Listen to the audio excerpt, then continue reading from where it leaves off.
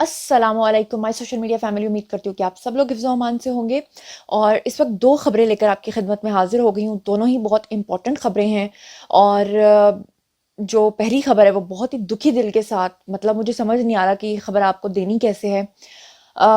आफिया सिद्दीकी, दुख्तर पाकिस्तान, पाकिस्तान की बेटी, उनके साथ क्या क्या कुछ नहीं हुआ जब से वो प्रिजन में है, जब से वो जेल में है। उनके ऊपर कौन कौन से जुल्म के पहाड़ जो हैं वो नहीं तोड़े गए, लेकिन अब जो आखिरी हद थी वो भी पार कर दी गई है और जेल के अंदर उनको ज्यादती का निशाना बनाया गया है। उनके साथ बदकारी और बदफेली की गई है, और वो भी एक बार नहीं, मुतअद्दिद बार। और इसके बारे में किसने आकर ये सारा भांडा फोड़ा है। और अब अमेरिका के अंदर जहां पर आफिया सिद्दीकी की बहन मौजूद हैं, उनसे मुलाकात करने के लिए जबरदस्ती तौर पे उनको मुलाकात नहीं करने दी जा रही। उनसे झूठ बोला गया है कि जेल का जो लॉकर है जहां पर वो बंद है, उसकी चाबी जो है वो हमसे खो गई है। तो ये सब बहानेबाजियां जो हो रही हैं, ये खुद एक अमरीकी शहरी हैं जिन्होंने आकर सारा भांडा फोड़ा। ये सारी कहानी क्या है, ये मैं आज आपके सामने रखने जा रही हूँ। और दूसरे नंबर पे जो खबर आपको देनी है वो आदिल बाजा के हवाले से है, जिसने बदतमीजी करके और पाकिस्तानी फौज के साथ जो है गद्दारी करके और बिक के उस शख्स ने भारतीय फौज के साथ उसके ताल्लुकात हैं। पिछले दिनों से आप देख रहे हैं उसके बहुत सारे ऑडियोज लीक हुए हैं। और अब फाइनली खबरें आ रही हैं कि वो गिरफ्तार हो गया है। कोई कह रहा है हो गया है, कोई कह रहा है नहीं हो रहा। तो इसकी क्या तफसीलात हैं वो भी मैं आपके सामने रखूंगी। लेकिन सबसे पहले हम बात कर लेते हैं आफिया सिद्दीकी के हवाले से। तो सबसे पहले मैं आपको बता दूं कि डॉक्टर आफिया सिद्दीकी के जो वकील हैं, उनका नाम है क्लाइव स्टिफर्ड। उन्होंने बेसिकली ये इंकशाफ किया है और उन्होंने कहा है कि अमेरिका और अफगानिस्तान की जेलों के अंदर जब जब रखा गया आफिया सिद्दीकी को, उनके साथ जो है ये गलतकारी और बदफेली होती रही है। मैं आपको बताऊं कि उन्होंने निजी टेलीविजन है उसको इंटरव्यू दिया है, जिसमें डॉक्टर आफिया सिद्दीकी के जो वकील हैं उन्होंने तफसीलात से आगाह करते हुए कहा कि आफिया सिद्दीकी जेल के कैदियों के हाथों भी अनगिनत बार जिनसी हरासानी का निशाना बनी है। यानी कि जेल के अंदर उनको रखा ही ऐसी जगह पे जाता है जहां पे मर्द हजरात साथ में होते हैं। उन्होंने कहा कि आफिया को जेल के गार्ड्स ने भी 2 मरतबा ज्यादती का निशाना बनाया है। मजीद उन्होंने बताया कि बिग्राम में तफ्तीशी हरबे के तौर पे भी आफिया सिद्दीकी जो है उनके साथ गलतकारी की गई। उन्होंने कहा, उनके वकील ने, आप उनका साथ साथ वीडियो देख रहे हैं, उन्होंने कहा कि एक अमरीकी की हैसियत से बात करते हुए मैं इस बात पे बेइंतहा शर्मिंदा हूं कि जो हमारे जेल के निज़ाम ने आफिया के साथ किया है। उन्होंने कहा कि मैंने आफिया के साथ होने वाली बदसलूकी से मुतल्लिक रिपोर्ट भी जमा करवा दी है। क्लाइव स्टिफर्ड ने कहा कि जो सलूक आफिया सिद्दीकी के साथ किया जा रहा है वो जिनसी बदसलूकी के लिहाज से नाकाबिले बयान है। उन्होंने कहा कि आफिया ने मुझे तफसील बताई है और उनके साथ किस तरह से जिनसी इस्तेहसाल किया गया है, ये सब कुछ आफिया सिद्दीकी ने मुझे खुद अपने मुंह से बताया। आफिया को जो सारी शिकायत हैं वो सारी इंतहाई तशवीशनाक हैं और वो सब सच हैं। उन्होंने मजीद ये भी कहा कि इस वक्त अमरीकी जेलों के अंदर 10,250 खवातीन हैं। इन तमाम खवातीन में से जिस खातून के साथ सबसे ज्यादा बुरा सलूक किया गया है वो आफिया सिद्दीकी हैं। उन्होंने कहा कि इसमें कोई इबहाम नहीं है कि आफिया के साथ बार बार बदसलूकी और बदफेली की गई है। इसके ऊपर सहाफ़ी ने उनसे ये सवाल पूछा और उसके बाद उन्होंने जवाब दिया कि जेल के मुहाफ़िज़ जो होते हैं उनका काम होता है कि जो अंदर प्रिजन में लोग हैं उन सब की हिफाजत की जाए। लेकिन उन्होंने बताया कि जेल के मुहाफ़िज़ों की जानिब से कम अज़ कम 2 मरतबा, लेकिन दूसरे कैदियों की तरफ से अनगिनत बार जो है वो आफिया सिद्दीकी के साथ बदफेली की गई है। सहाफ़ी ने पूछा कि क्या हुकूमत पाकिस्तान को इस बात का पता है, मालूम है कि आफिया सिद्दीकी के साथ बार बार ये काम हो चुका है। जिसपे वकील ने जवाब दिया कि जी, पाकिस्तानी हुकूमत को भी पता है। मैंने हुकूमत पाकिस्तान को, यानी कि किस कदर शर्म की बात है, क्या गैरत, क्या इज्जत रह गई है। अच्छा, उसके बाद वो शख्स कहता है, जो वकील है आफिया सिद्दीकी का, वो कहता है कि मैंने हुकूमत पाकिस्तान को आफिया के साथ होने वाले बदफेली के बारे में बताया है और मैं यकीनी तौर पे इन्हें तमाम लर्जाखेज तफसीलात से भी आगाह करूंगा। लर्जाखेज तफसीलात, इसका मतलब यह है कि अभी और भी बहुत कुछ है जिसकी पर्दादारी है। फिर वो जो बातें निकली थी कि आफिया सिद्दीकी के नाखून जो है वो खींचे जाते हैं और फिर उस वक्त जब वो तकलीफ से कराह रही होती हैं तो उनके साथ जो है वो बदफेली की जाती है। अल्लाह ताला मुझे माफ़ करे, तो बस इस्तग़फ़ार। देखें, आप तो खबर सुन लेते हैं, लेकिन हमने जो पहले प्रेपरेशन करनी होती है, जिन अल्फाज में आपको बताना होता है, यकीन करें कि मेरे पास वो अल्फाज नहीं है। मुझे समझ नहीं आ रहा कि मैं किस तरह से आपको ये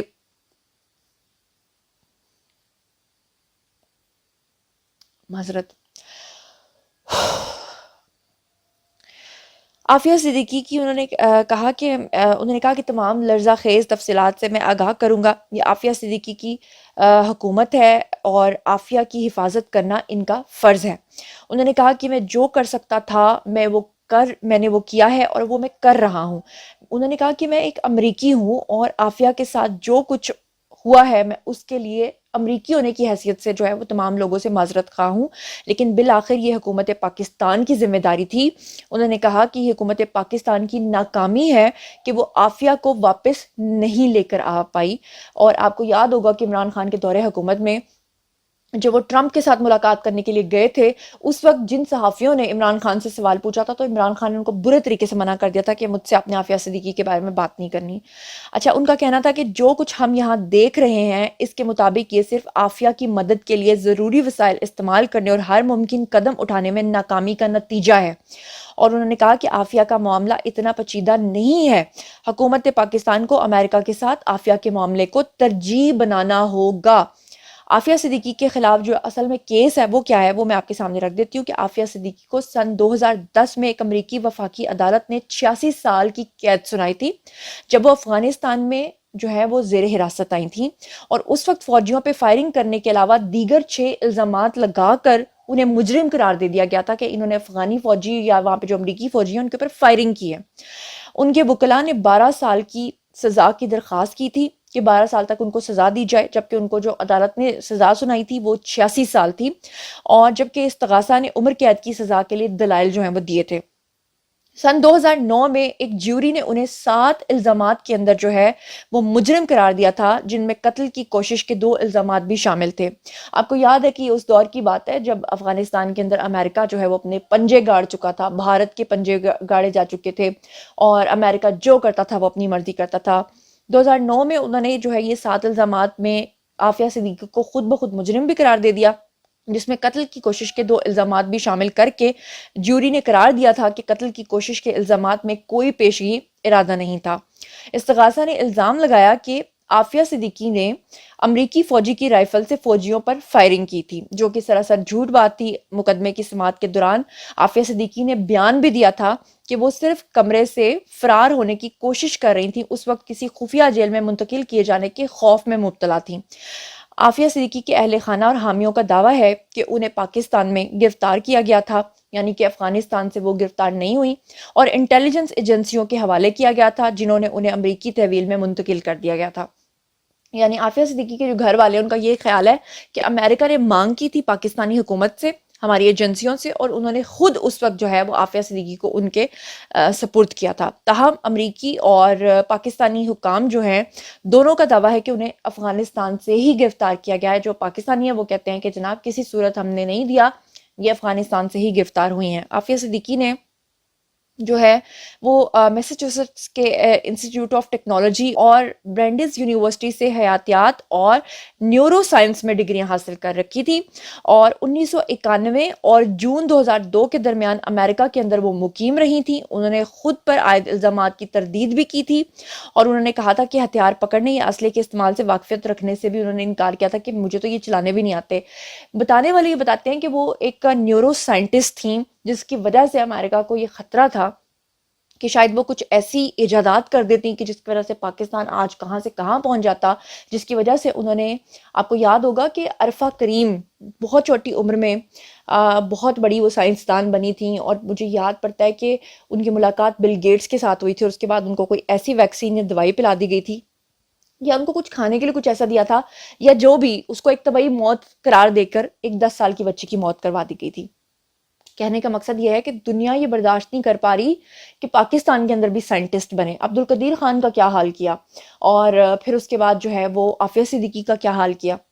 اب یہ پاکستانی گورنمنٹ پہ منحصر ہے کہ اگر عمران خان کی گورنمنٹ میں یہ سب کچھ ہوا تو اب جو آنے والی گورنمنٹ ہے وہ عافیہ صدیقی کے اوپر کیا سٹینڈ لیتی ہے۔ لیکن بہرحال یہ بات کہ آپ کے وطن کی بیٹی کو کی عزت کو وہاں پہ تار تار کیا جا رہا ہے، یہ کس قانون کے تحت، کس مطلب ایک تھرڈ ورلڈ کنٹری ہے ہمارا، لیکن آپ سوچئے کہ وہ جو ترقی یافتہ ملک ہونے کا اور جو دعویٰ کرتے ہیں انسانی حقوق کا، آپ سوچ لیں کہ آج وہ فلسطین میں کیا کر رہے ہیں، اور آپ سوچ لیں کہ وہ جیلوں کے اندر لوگوں کے ساتھ، خواتین کے ساتھ کیا سلوک کر رہے ہیں۔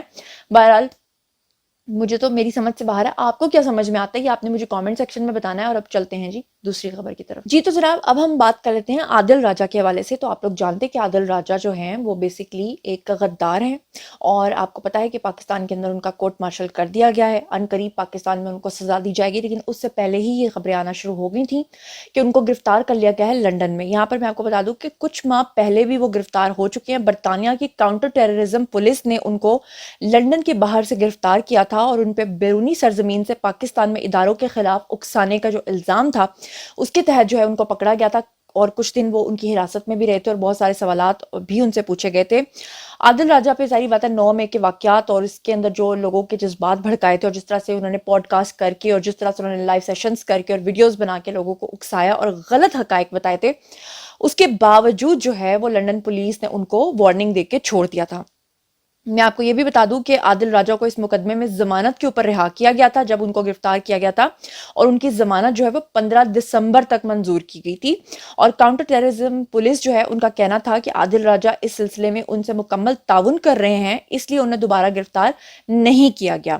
اچھا, اور جب یہ سزا جو ان کو ہوئی تھی اور 15 دسمبر تک ان کے پاس ٹائم تھا, تو یہ دسمبر کا منتھ جو ہے آ چکا ہے, تو اچانک سے پھر خبریں آئیں. اچھا, یہاں پر میں آپ کو بتا دوں کہ ایک نیوز ایجنسی جو ہے انہوں نے سب سے پہلے یہ رپورٹ دی جس میں انہوں نے کہا کہ لندن سے ہی دوبارہ عادل راجہ کو گرفتار کر لیا گیا ہے, اور کہا گیا کہ رپورٹس میں سفارتی ذرائع جو ہیں انہوں نے بھی اس چیز کی تصدیق کر دی ہے کہ عادل راجہ جو ہے ان کو گرفتار کر لیا گیا ہے.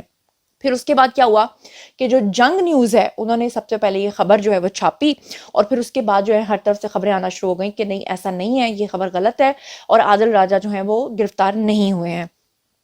پھر میں آپ کو بتا دوں کہ وکیل ہیں جی عادل راجہ کے, جن کا نام ہے مہتاب عزیز, ان سے رابطہ کیا گیا تو پتہ چلا کہ جناب یہ خبر غلط ہے اور ابھی تک ان کو گرفتار نہیں کیا گیا. وہاں کی پولیس جو ہے ان سے جب یہ پوچھا گیا کہ یہ بتائیے کہ آپ نے گرفتار کیا ہے, تو انہوں نے کہا کہ ہم صرف لنڈن کے اندر کارروائی کرتے ہیں, اور فی الحال وہ لنڈن کی حدود سے باہر ہیں, تو ہم نے ان کو فی الحال تک گرفتار نہیں کیا. بہرحال میں آپ کو یہ بتا دوں کہ عادل باجہ کے دن جو ہیں وہ گنے جا چکے ہیں, اور ان قریب میری انفارمیشن ہے کہ آپ سنیں گے کہ کوئی ایسی بات, یا تو پھر وہ والا حساب ہوگا جو بھارتی کرتے ہیں کینیڈا کے اندر بھارتیوں کے ساتھ, یا پھر آپ دیکھیں گے کہ عادل باجہ جیسے لوگ جو ان کو پاکستان لا کر ان کو سزا دی جائے گی. بہرحال پچھلے دنوں ان کا کورٹ مارشل ہوا ہے, اور ISPR جو ہے انہوں نے اپنے 2 ریٹائرڈ افسران کا جو ہے کورٹ مارشل کیا تھا, اور اس میں جو انہوں نے الزام لگایا تھا ان کے اوپر وہ یہ تھا کہ بغاوت پہ اکسانے کے جرم میں ان کو سزا سنائی گئی تھی, اور عدالت نے 7 اور 9 اکتوبر 2023 کو دونوں ریٹائرڈ افسران جو ہیں ان کو مجرم قرار دیا تھا. اور ISPR کے مطابق جو ہے میجر ریٹائرڈ عادل فاروق راجہ کو 14 سال کی سزا سنائی گئی تھی, جبکہ کیپٹن ریٹائرڈ حیدر رضا مہدی کو 12 سال قید بمشقت جو ہے اس کی سزا سنائی گئی تھی.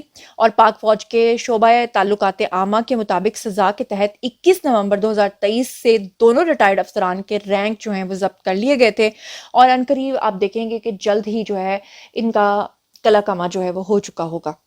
یہ تھی جناب آج کی دونوں خبریں. اب باری ہے جی آپ لوگوں کی. آئیے کامنٹ سیکشن میں مجھے یہ بتائیے کہ عافیہ صدیقی کے ساتھ جو کچھ ہوا ہے اس کے بعد ہم لوگوں کو کیا کرنا چاہیے, اور پاکستانی حکومت کو اب کیا سٹانس لینا چاہیے. ہماری فرسٹ پرائرٹی جو ہے وہ عافیہ صدیقی کو چھڑوانے پہ ہونی چاہیے.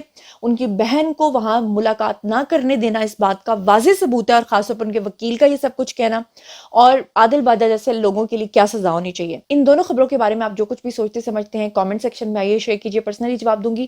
مزید خبریں, ولاگز, انٹرویوز اور سیاسی تجزیے جاننے کے لیے میرے ساتھ کنیکٹڈ رہنا ہرگز مت بھولیے گا. چینل کو سبسکرائب کر لیجیے گا. اپنا بہت خیال رکھیے گا.